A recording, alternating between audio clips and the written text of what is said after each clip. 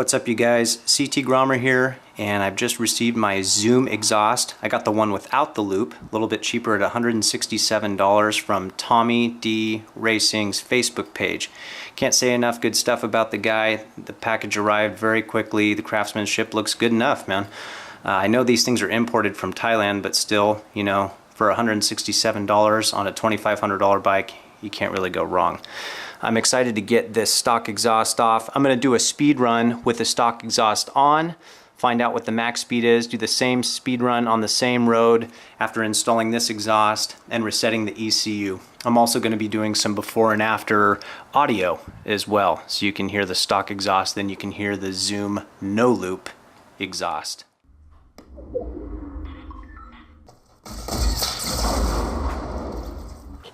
What's up, you guys? So the install went swimmingly, and gosh, I gotta say the fit and finish on this thing is great. I love the way this looks. I love the way it all came together. There's a mounting bracket if this thing will focus. There it is, kinda. Anyway, this thing came out absolutely outstanding. This is what it looks like done. Fit and finish, like I said, is great. I can't wait to hear how it sounds. We're going to do those sound tests, like I said. I can't wait to see if that speed run is going to improve. But what I really can't believe is how amazingly heavy and clunky this old exhaust is, especially, you know, after looking at this. The only thing I'm worried about here is I got a size 10 foot, and if I put my foot up here and I got my toes on it, I'm definitely going to be coming into contact with this pipe a little bit. You can see I've already got some small marks on it here. But anyway, kind of a minor thing. Let's get to those sound tests and those speed runs.